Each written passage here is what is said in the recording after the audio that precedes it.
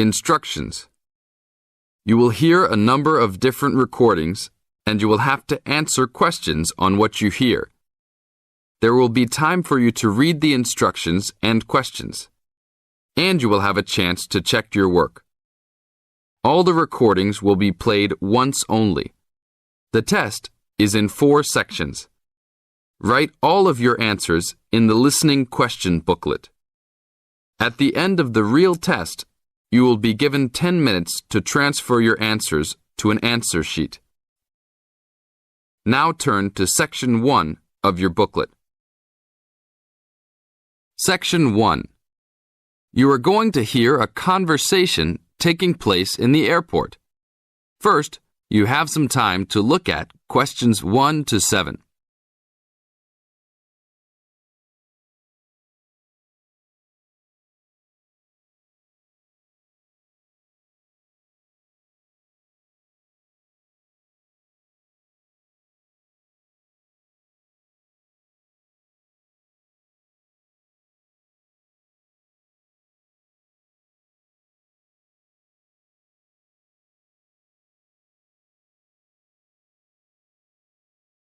Now listen to the tape and answer the questions.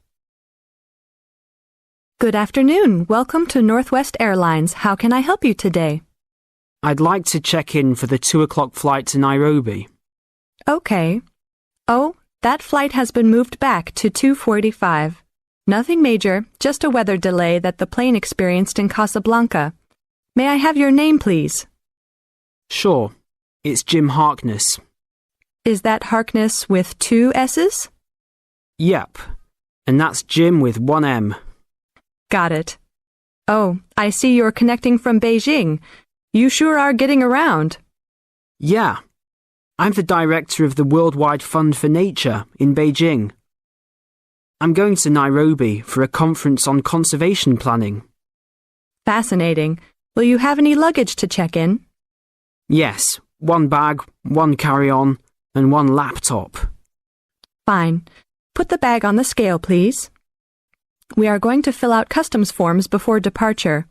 Can I ask about the contents of your check-in bag? Sure.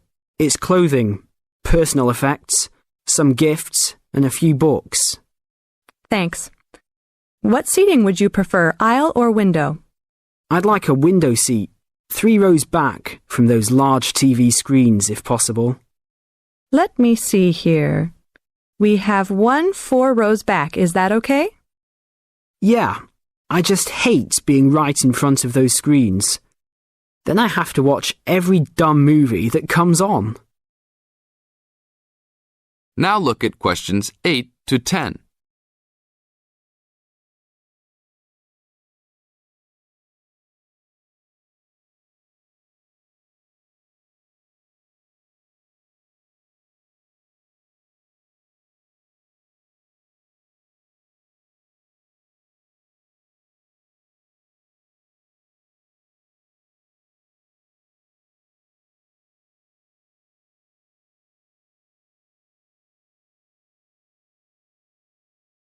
As the talk continues, answer questions 8 to 10.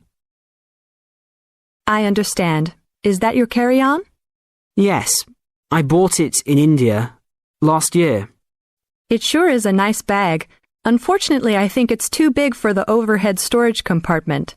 Maximum dimensions for carry-on baggage is 16 inches wide by 10 inches high by 21 inches long. Oh, well, it's okay with width and length, but it's 12 inches high. Are you sure that it won't fit? I've squeezed it in before. No, I'm sorry. You'll have to check it in with an agent prior to boarding. All right, it's no big deal. One final thing. Do you have any DVDs that you purchased in China? Yes, I have my own music CDs. Okay, that's fine. We're not allowed to transport DVDs. We're working on controlling copyright regulations imposed by WTO. Sure, I understand. Is that everything? Yes, it is. You have a wonderful flight now. Thank you. This is the end of Section 1. You now have half a minute to check your answers.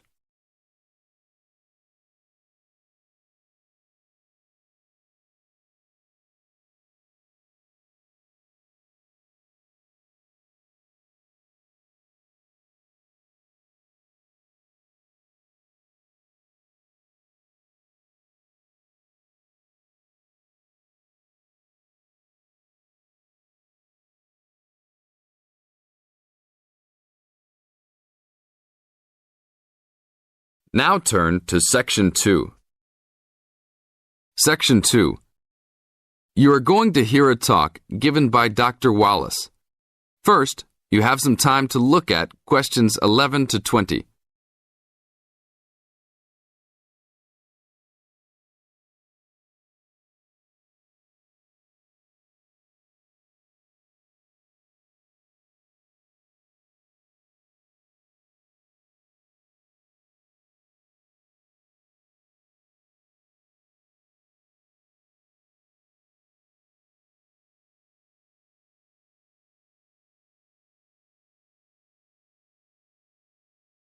Now listen to the tape and answer the questions. 11 to 20. Good afternoon. I'm glad you all found your way here. Now I'd like Dr. Wallace to introduce us to the Arboretum. Good afternoon. Although at first glance the Arboretum may look like a park, it is a research and teaching facility that also provides a place for people to develop a positive relationship with nature. When the University of Wisconsin-Madison purchased the land, mostly during the 1930s, much of it bore little resemblance to its pre-settlement state. Instead, it had been turned into cultivated fields and pastures that had fallen into disuse. The university's Arboretum Committee decided early on to try to bring back the plants and animals that had lived on the land before its development. Though they may not have anticipated it at the time, the committee's foresight resulted in the Arboretum's ongoing status as a pioneer in the restoration and management of ecological communities. In focusing on the re-establishment of historic landscapes, particularly those that predated large-scale human settlement, they introduced a whole new concept in ecology, ecological restoration, the process of returning an ecosystem or piece of landscape to a previous, usually more natural condition. Madison was a fast-growing city in the 1920s. Fortunately, some leading citizens recognized the need to preserve open space for Madison's residents. Most of the Arboretum's current holdings came from purchases these civic leaders made during the Great Depression. In addition to inexpensive land, the Depression brought a ready supply of hands to work it. Between 1935 and 1941, crews from the Civilian Conservation Corps were stationed at the Arboretum and provided most of the labor needed to begin establishing ecological communities within the Arboretum. Efforts to restore or create historic ecological communities have continued over the years, with the result that the Arboretum's collection of restored ecosystems is not only the oldest, but also the most extensive such collection. In addition to these native plant and animal communities, the Arboretum, like most arboreta, has traditional collections of labeled plants arranged in garden-like displays. These horticultural collections, featuring trees and shrubs of the world, are the state's largest woody plant collections. This is the end of Section 2. You now have half a minute to check your answers.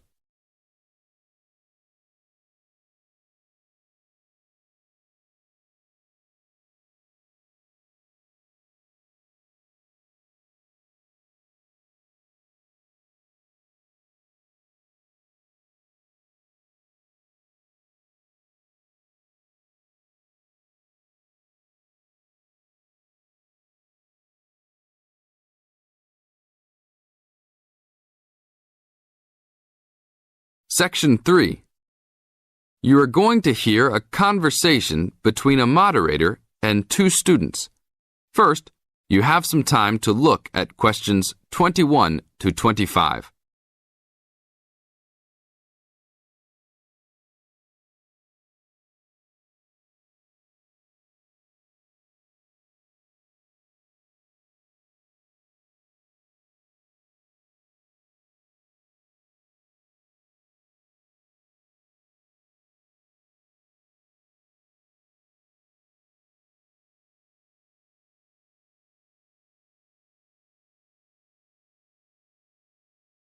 Now listen to the tape and answer the questions. 21 to 25. Today we will hear two views of the book Fast Food Nation, The Dark Side of the All-American Meal by Eric Schlosser. Many have deemed this a fascinating socio-cultural report that explains how the development of fast food restaurants has led to the standardization of American culture, widespread obesity, urban sprawl, and more? Well, I think that Schlosser's book promises a lot but delivers less than a highly hyped fast food meal. The book is not well written, and it lacks organization as it skips around in its telling of fast food horror stories. And then he spends a great deal of time on Walt Disney and bashing Disneyland. Why is that in a book about fast food? Bashing is the best word for this book. According to this book, Schlosser clearly believes that the fast food industry is responsible for every problem in America today. From the common cold, to inflation, to malls, to unruly kids, to warts. He blames it all on big business and especially the big food business.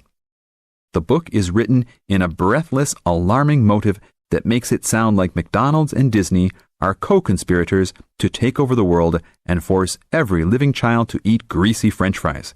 Give me a break. Schlosser is also very biased for the left, praising unions while ripping right-wing values and Republicans. Nixon seems to get special attention. Just having your picture made with him gets sinister prose and makes you a co-conspirator. Despite claims of research, there are numerous blatant assertions such as, parents in the 80s spent more money on their children because they felt guilty about not spending time with them. How does he know that? Is all consumer spending on kids really driven by guilt? The book is a farce. Save your money to buy a Big Mac and read something else. Only read this ridiculous book if you are an anti-Republican, anti-big business, there are evil forces everywhere subverting the world fan. Thank you, William.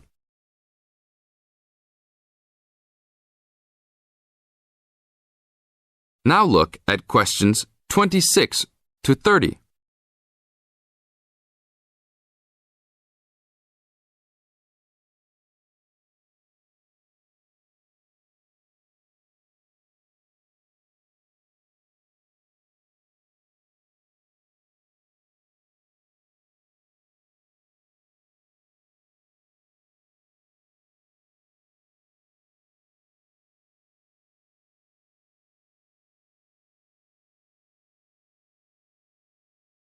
As the talk continues, answer questions 26 to 30.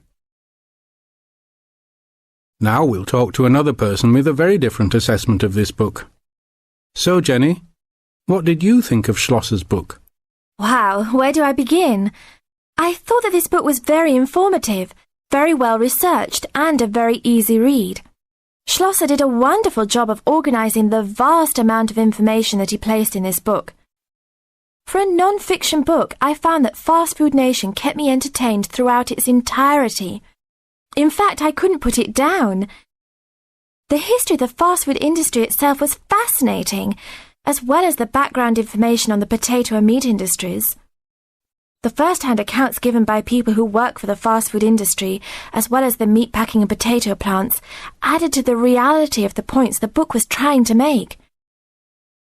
The fast food industry and all industries supported by fast food companies have some serious issues that need to be addressed by the nation.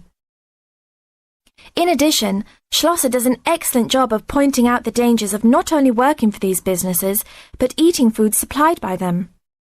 It's scary to think about the dangers lurking behind the counter at your local fast food chain. This book really opens your eyes to some health hazards that all of America should be aware of. Everyone should read this book. It will change your eating habits and the way you view large fast food corporations. This is the end of Section 3. You now have half a minute to check your answers.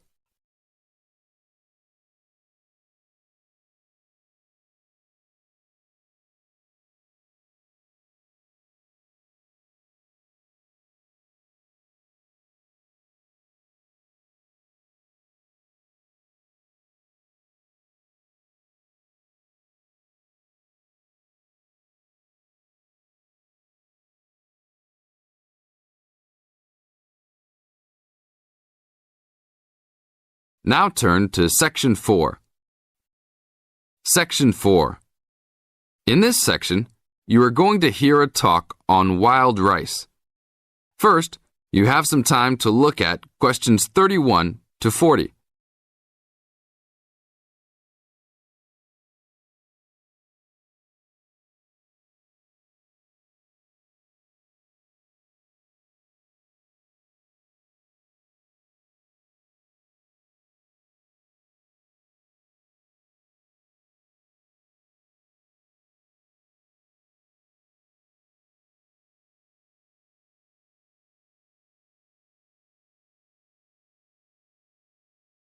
Now listen to the tape and answer the questions. 31 to 40. Good morning. Today we'd like to talk about wild rice. Contrary to what many people believe, wild rice is not rice at all, but a grass.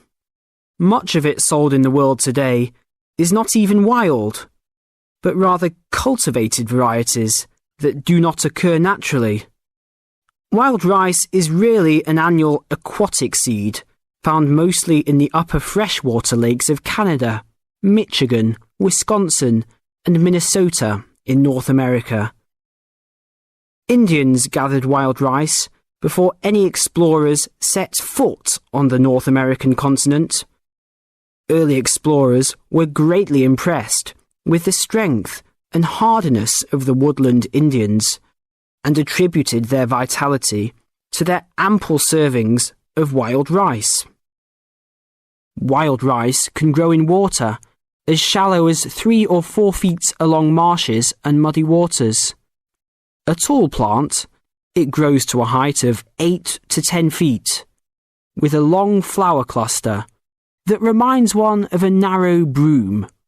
The grains in their husks on the tall stalk look somewhat like oats. Truly wild rice is a challenging crop to grow. Even today, it's very susceptible to failure due to weather conditions. If a heavy windstorm comes along just before harvesting, the seeds can be blown into the water, ruining an entire crop. Harvesting at just the right time becomes a matter of beating the birds to it, since wild rice is considered a delicacy by many birds living in the area.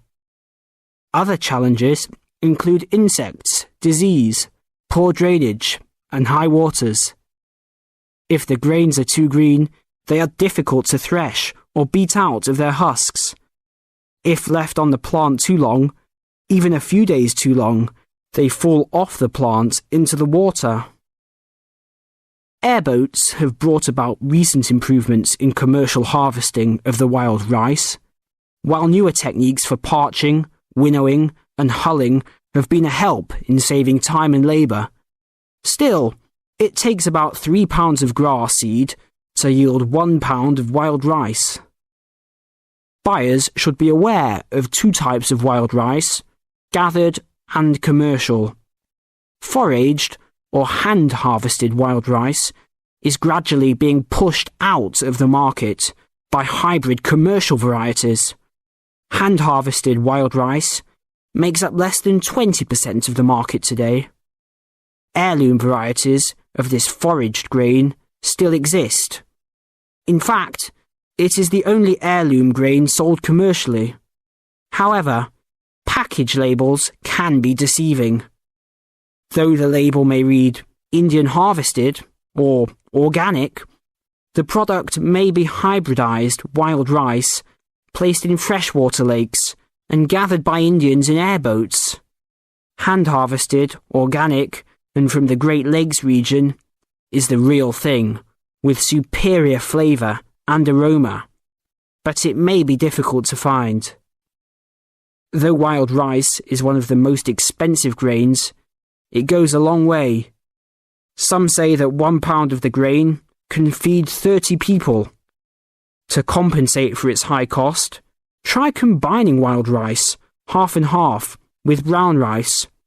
For a truly colourful presentation, try 1/3 of each: white rice, brown rice, and wild rice.